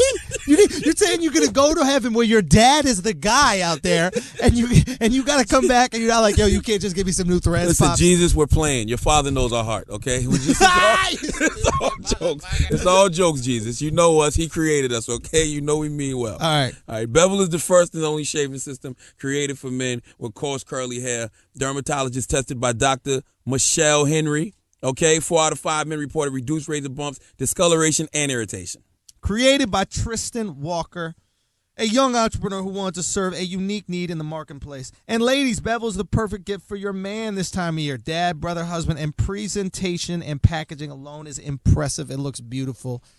It's like an Xbox. Oh yeah, unboxing the Bevel kit feels like an event. It's like Pacquiao Mayweather if it ever happens. Oh, it's like it's gonna Super Bowl, baby. Oh yeah. All right, the starter kit comes with a safety razor, shaving brush, blades, priming oil, shaving cream, and a cooling restoring balm. Okay, so it's time to upgrade your shaving routine, man. Check out GetBevel.com today. Use code IDIOTS to get 20% off your first month at GetBevel.com. That's GetBevel.com. So Nate, Yeah. So, How- I'm sorry, real quick. Let me just ask you, because I've been thinking about this. Now we're talking about Jesus. Let's talk about other prophets, Muhammad. Like, you know how you can't draw any pictures of this guy? Isn't it weird? Yeah, that apparently it's a sin. it's to a make sin an that image you could of kill Jesus. somebody Yeah, if you yeah. draw an image of it. Right. Couple questions. One, I want to know. I don't have a problem with that, by the way. Let me just ask this. How Who- can one make an image of God if a man has never seen him? But he's not God. That's the That's number he's one. not God. That's He's the- a prophet. He's not. He's not God. His dad's God. He's a prophet, just Well, like prophet Jesus. too. the Son of God. So we've seen this dude before. But my point is, who was the person who drew him first? I've never seen a picture of Muhammad. But somebody back in the day must have drawn this And they motherfucker. probably drove him wrong, so they killed him. It's his fault. He's the one that fucked it up for everybody. Exactly. And guess what? Whoever drew the first picture of Jesus, too. We don't know what Jesus looked Whoever like. drew And all- said Jesus was flattering. And think about all. He put him in a good. He had him doing P90X and shit. You know what I mean? He's amazing. He's amazing. But that's my whole thing. It's like That's what happened. He had the wrong artist. Think about all the pointless arguments we have about whether Jesus is black or white, like Right. it matters. What Very matters is Jesus' pointless message. indeed. Yeah. So it's like this picture distracted us from what was important about So Jesus. that's to the begin idea with. of Muhammad. Don't draw none of the prophets, because you know why? It don't matter what they look like. Yeah, what yeah. matters is their message. Is their message right? Is their message pure? Is their message positive? Right, That's right. all I care I think about. you should be able Yeah. to draw it. I mean, here's the thing that I think is weird: is you can name whoever you want after him, but you can't draw him. Well, here's Like, a you problem. can name some idiot after this. But here's guy, a problem. But you can't draw. Here's him. a That's not problem weird? with creating an image of such powerful figures in a culture like American culture, right? American culture is steeped in a history that is heavily defined by various notions of race. Yeah. So when you create images of figures who are seen as divine and majestic and powerful and can bring about transformation and change in human lives, and you draw an image of this figure, and the figure happens to be white, Look, then it's everybody- like, everybody wants their God to look like them. When Jeremy Lin was playing basketball, did not all of the fucking Asians in New York City? there's not come a out to problem with the basketball God game? looking like you. There's a problem when the image of that particular God is associated with certain ideas, right? I agree. Yeah, agreed. That's agreed, the problem. Agreed, I but I'm agree. saying The image itself is not the problem. I agree. But I'm just saying that the reason the image reflects them, they were like, hey, we want these guys on our side. I guarantee if you if you went to, for example, if you're in Spain and you look at all the pictures of Christ, I guarantee he looks a little more Spanish. Then you go up to England and Absolutely. you look at the image. Like if we look at that paintings, actually makes sense. now all of a sudden his teeth are fucked up. You know what I mean? Yeah. He's Yeah, gonna but guess reflect what? the culture. All of that shit don't mean nothing. It's all about the message. Fuck the image. Right. You know what It's I'm about saying? the message. That's it. Like I look at things like it says God created man in his image according to his likeness. That had nothing to do with physical appearance. That had everything to do with a mental mind state that he wanted us to reflect. He wanted us to have a godlike mind state. No, that had to do with. Oh yeah, I got you. Yeah, it had nothing to do with physical appearance. And then We it fucks assume- it up. Like if you show me a white Jesus and you say, this is who I'm supposed to submit to, this is who I'm supposed to be into, he don't look like me. Why should I listen to him? Why I gotta be like him for? But then what happens is the reason is a problem is because it reinforces this idea of superiority and inferiority, which suggests that if you do not worship this white Jesus, that means that you are having difficulty with submitting yourself to this power structure, because the power structure is that white Jesus is white because whiteness is superior, which is a modern notion, and it actually has no empirical weight and no genetic weight, right? Yeah. So there's no correlation between skin pigmentation and intellectual prowess, none whatsoever. It Or doesn't genetics. exist. If you look at actual genetic Yeah, material, that's what I'm saying. I'm closer. Like a white guy from America is closer to. I think they said like a Nigerian or something like that than a white guy is from a Russian. Like the actual pigment of skin, Yeah. the genetics That's don't nothing. correlate at all. It is as insignificant as your earlobe being attached or detached from your face. Yeah. That's how insignificant it is, right? Genetically speaking, according to genetic research, your DNA and my DNA is 98% identical. That's it. Yeah. That means we are 2% away from being identical twins, Yeah. right? And that 2% is in this dick. Dick talk. Dick segment. But we over here complaining about goddamn skin color. That's why I always say we're just spiritual beings living a human existence. Yeah, This man. shit means Gives a nothing. fuck. Yeah. Listen, I think honestly, I think I come off insensitive. I was talking with someone about the other. I think I come off insensitive because I really don't think about race like that. Me too, Like dog. I literally, yeah. when I get information, the first thing I jump to is never, oh, this happened because of race. I go statistics, I go situation, I go whatever, I go historical influences, cultural influences. So when I hear something happens with the cops or when it happens whatever, right? Cops shoot somebody or something that happens like that. My first thing isn't, oh, they did it because of black. I go, well, what's the situation? But I think people go, oh, well, he's, making it seem like, white people don't do bad stuff, or he's making it seem like cops don't do bad stuff. I grew up in New York City, man. White people are a minority in New York City. I didn't grow up in New York, but I grew up. Race is not a big deal for me. I grew up feeling like I am a spiritual being living a human existence. God is with me. God is going to always be with me. We're all God's children. If y'all motherfuckers want to sit around and, worry about stupid shit like skin color, when this zombie apocalypse come, watch everybody get eaten. Everybody gonna be equal in. Talking about energy, like my wife, right, Donna Augustine is my wife. She came in with me today. We're talking about energy, man. That shit is real, man. Absolutely. My wife's support of me and my art career and everything else I do is impeccable. It's unwavering. I thought that she was your agent when I first met her. Remember? I asked you. I didn't even know. You met her in Chicago? Or I met her in Brooklyn, Best Eye. She's from London. She's from London, First of all, tell us how you got out of Chicago. You killed the girl for a Nintendo. No. How did you get into art after almost getting killed? Listen, I've always, real quick story, I've always been into video art. games do lead to murder. I think that's what we can get out of this. No. I wouldn't kill somebody as a result of a video game. As a result of being influenced by one either. No, as a result of. Let a critic talk shit about one of your art pieces. You're going to be on duck hunt on their ass in a minute. No, I don't think a critic's going to take it there. But I was born with a talent, a gift, right, that allowed me the innate ability to make images that made sense, right? Yeah. Whatever. So, but you have to work at it and stuff like that. So when I was in the 8th grade, there were these two teachers, Miss Jackson and Miss Pilcher. Did you fuck one? No. Okay. Just asking. Just want to ask. This is back in the day. Now the teachers are fucking. Now the teachers are fucking. Back in the day, they were teaching. I was like 15. Yo, maybe that's the reason why American students are so dumb now. So teachers are busy fucking all the kids. They're not even teaching them anymore. Ask me about something I know like pussy. Yeah, right. Nobody about this goddamn math. What the fuck you talking about math? Math and engineering, we don't know, but we got the best dick game in the fucking world right now. Absolutely. Okay. And so the teachers told me about Culver Academy, this private boarding high school, right? And I went to visit the campus. I was blown away by it.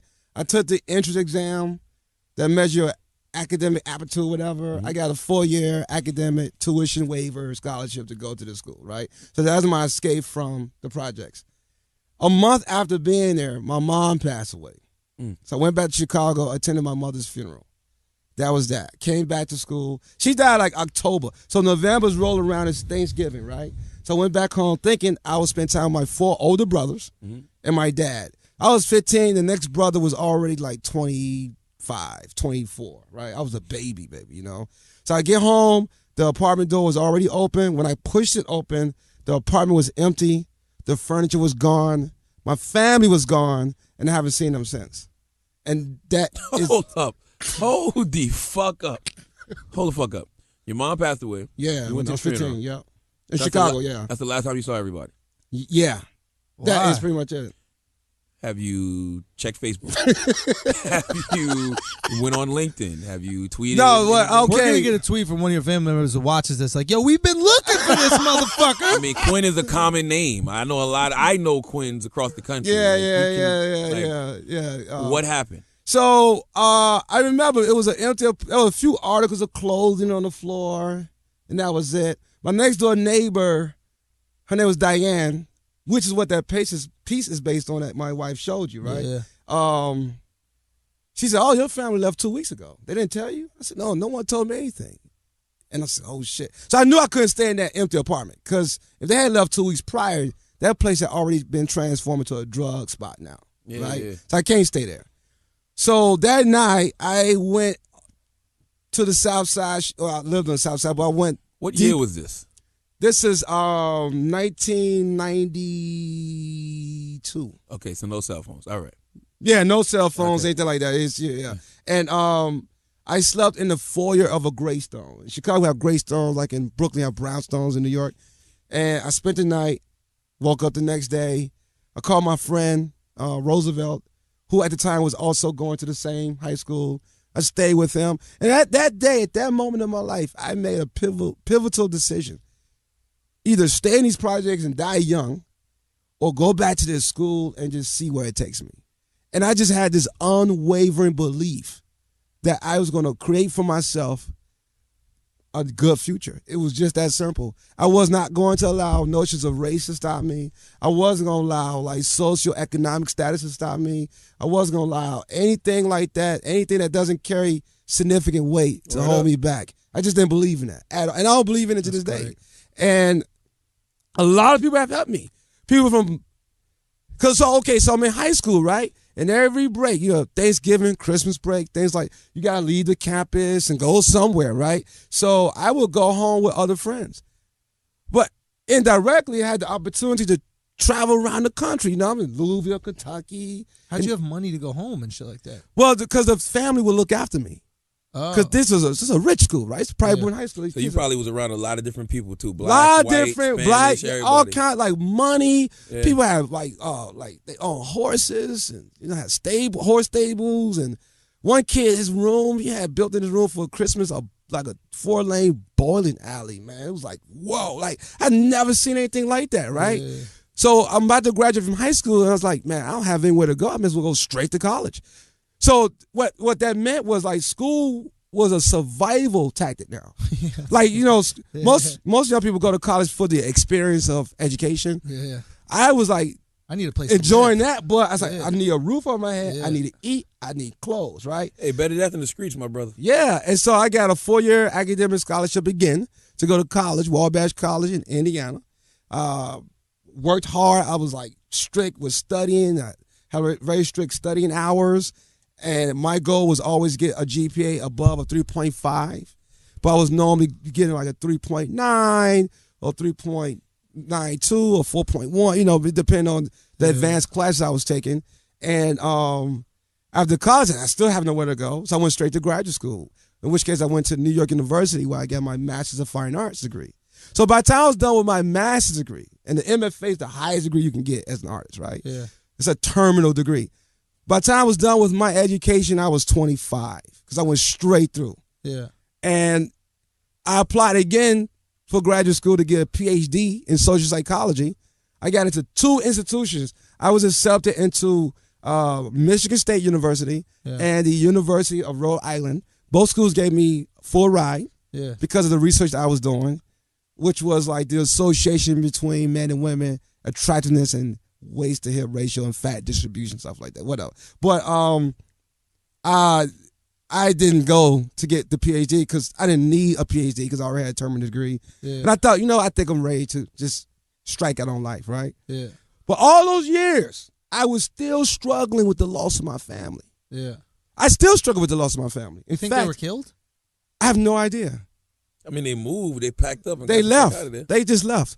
They could be dead today for all I know. I have no idea. Are you sure you didn't kill your family? Because it's a lot of mysterious things. It's a lot of mysterious disappearances and deaths around I did not kill my family. I think for years. Did your family hear about your student loans and say, fuck it, we're out of here? Nah, man, my family, listen, my family had no scathing idea about the language surrounding student loans and scholarships and money. Maybe you weren't your father's. It's possible. No, seriously. It's possible. That's what I'm thinking. I'm like, all right, you weren't your father's. Your mother, God bless the dead, unfortunately passed. And he was like, I'm out. And they were like, well, what about Nate? They're like, Nate ain't mine. Yeah. Now, I mean, as far as my knowledge can take me, I am certain, without question, the son to my father. You know what I mean? Like, without question. But That's a serious abandonment, bro. The whole family just said, entire fuck you? family just said. You mean not one brother or something said, nah, we can't leave little Nate. Nobody gonna call, nothing? Nah, nothing, man. So. You did something. No, I just went. Fruit Loops, you got out. Yeah, I just. That's what it is. But look, imagine this, right? For years on it. I would hate you if I'm your brother. Think about this. You got to walk through the fucking Gangster Disciples or the whatever. What is the other one? Yeah, the Black Disciples. The Black Disciples, whatever. Yeah. You got to walk through all these disciples every single day. You're going to get fucking guns put up to your chest every other day. People are getting killed all this neighborhood. And you're hanging around with horses in some kid named Travis's house? Are you fucking kidding me? By the way, this whole thing sounds like furious. Your whole life sounds like World of Warcraft, by the way. I mean, disciples, it's horses. Annie. He's Annie. He's fucking Annie. Like, this sounds like, what the fuck? I love it. All right, let's pay some bills, Charlamagne. Let's do it. It's bills time. Did you think fantasy football season was over? Good talk. Don't wait till next year. Play more fantasy football for real. Cash, baby. This season over at FANDUEL.com.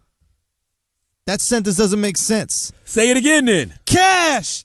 This season isn't over at FanDuel.com. Chris Prince from Detroit is an avid fantasy football player who has won over $700,000 playing fantasy sports at FanDuel.com. Join him and the hundreds of thousands of others who are users on FanDuel and have already won money. Now, I will say, Chris Prince won $700,000. He can afford to buy tickets to the Super Bowl. Absolutely. He can take him and a couple of his friends to the goddamn Super Bowl, okay? My Dallas Cowboys, we have been eliminated, you know what I'm saying? But my fantasy team did not do as well as my Dallas Cowboys this year. And though I do love FanDuel, I am happy my Dallas Cowboys did better than my fantasy team this year. While you were losing a little bit? Yes, I was. I won. How much you win? $10. Hey, man. I originally lost $3, then I won $10, so I'm up $7. I feel pretty good about myself. Hey, man, salute to FanDuel.com. They're the leader in one-week fantasy football leagues. The money is real. Go ask Chris Prince if the money ain't real. 700 G's. Right. He's the only person in Detroit that has that kind of money. We made that joke last week. We'll make it again. Listen, no season-long commitment, no upfront fees. Play each week or whenever you want. Set a new lineup each week and win every week if you're good enough. And the fun doesn't stop when the NFL season ends. Because guess what FanDuel got, baby? What it got? The NBA, dog. Yeah. NBA. All right, leagues are bigger than ever. This is it.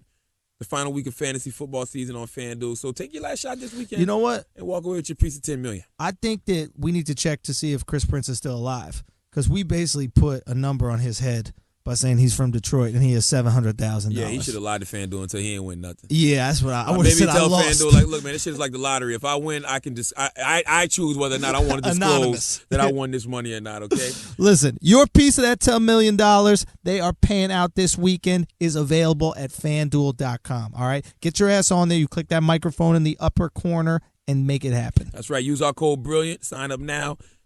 And they got a new user special. FanDuel is giving you a bonus of up to $200 on your first deposit for every dollar you deposit. FanDuel will match it up to $200, okay? Offer is only good for the first 50 people that use the code BRILLIANT, all right? Don't forget to use our code BRILLIANT. Don't miss out on all the fantasy football you can handle. FanDuel.com, where every week is a new season. That's FANDUEL.com.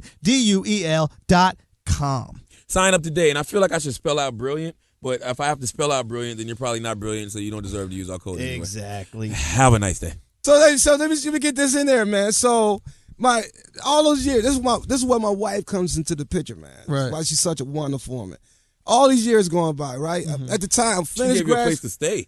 Yeah, let's tell you that. I'm going to school. No, I was done with school. I'm teaching. I was a teacher. I was working with at-risk court-involved youth, right? And trying to help them to avoid further criminal justice involvement, right? And I did that for 10 years. I love my work. I love what I did, right?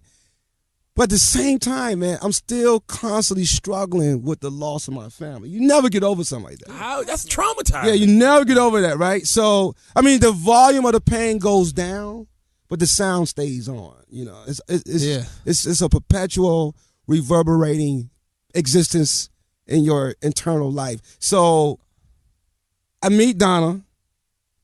You know, we liked each other right away, you know, and one night, you know, because I was heavy on drinking and stuff during this time of my life, and, you know, my wife says, I should put my hand through a glass. I was so drunk that night. Put my hand through this glass door and cut my hand, you know, right here, blood, whatever. My wife said, look, you need to go to therapy. If you don't get into therapy, we can't be together anymore. That's it. And I didn't want to lose her. And I didn't want to continue to sabotage more relationships because that's what you do, right? Yeah. And I went to therapy. I was in therapy for 4 years straight. And all this time, man, this was an amazing transformation for me. I would think that I was a victim. I was abandoned by my family, right? But let's look over my family. My parents were both illiterate. They could not read or write. All of my brothers were drug addicts or alcoholics, high school dropouts, right? So essentially, if I would have come back home to Chicago for Thanksgiving break and found my brothers with their arms stretched wide open for me, awaiting my embrace, and I awaiting theirs, I might have walked into my inevitable destruction. Association would have brought on assimilation. There you have it, right? But yet, I'm 15. I can't see past this, right? Yeah, of course. So I'm thinking, I'm abandoned, I'm a victim, boom, boom, boom. Then it dawned on me, you know what? I actually was not abandoned at all. I was actually delivered from what could have been my destruction. Delivered. I am delivered. Listen, no, that's real, man. You know what I mean? Well, when you change your perspective in that way, it changes the outlook on your life. Yeah, sure. Suddenly, I start to feel more empowered. Well, when you change the way you look at things, the things you look at change. Yeah. And like that's it. And I think thinking that way, that happened 2 years later. My art career just took off. That's dope, man. It was crazy. Just took off. You know, now I'm able to support my wife. My wife was able to leave her job That's amazing. because I replaced both salaries. Do you ever want to find your family just for closure, maybe just to see what happened? I've learned to become to be comfortable with their absence. I can care less about finding them. Yeah. Yeah. 4 brothers and a pops, dog. Something ain't right. Something's going on. That's what happened. And a lot of my artwork is about that. You know what I mean? It's about the construction of identity and how, you know, many different experiences can work together to form the kind of human existence that you have, which I think is something that stretches beyond race. It's about being a human being, you know? So is that why you think all these niggas is in the art now? going down to Art Basel and all that shit. And hey man, listen, I think in being involved in the art world and being an art collector is pretty big business. You know what I mean? I think it's these guys ain't collecting no art, man. You know, like I saw Gunplay. Shout out to Gunplay, that's my guy. But I saw Gunplay walking around an art gallery. Who is? I don't even know who Gunplay is. Well, his name's Gunplay. A name like Gunplay? That doesn't sound. He's like Taxstone with long dreadlocks. Yeah, Taxstone, right? Yeah. All right. Okay. Taxstone, yeah. He was a black stone. Taxstone. Yeah. That's where that stone comes from. Yeah. The moment I heard that, I knew right away the relationship between his name and his what may have been his real life. Oh, yeah. Yeah. And I think like Jay-Z with songs like Picasso, Baby, like they're making art almost trendy to a new generation. But I'm like, are people really into art?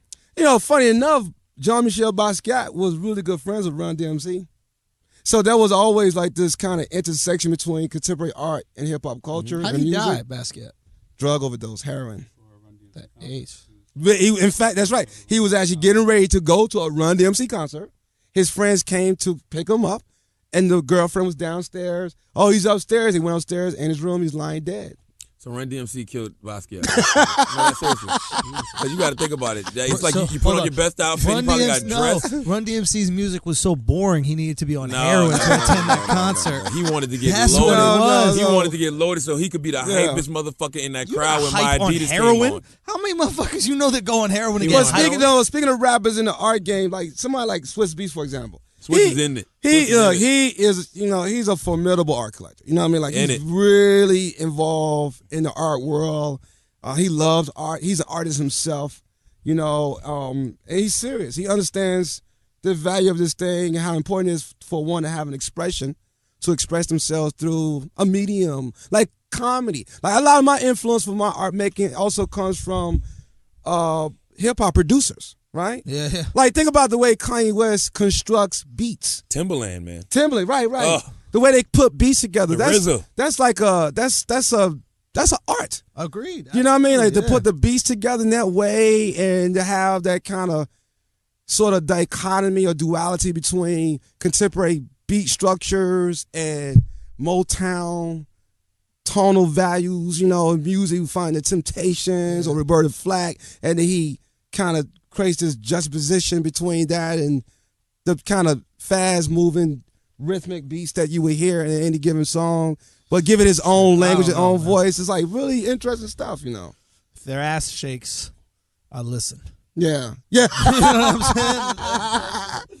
Yeah, man. On Nathan Mary Quinn, man, this has been a very Yo, thank you so much for coming, man. Yeah. very I really love inspirational. Yeah. That's the word I'm looking for. Inspiring.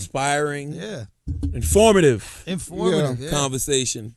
And I'm a about the art huge world. fan of the Brilliant I love Idiots. that. If you were a real fan, you paid a painting already. Paint a goddamn painting. You know what?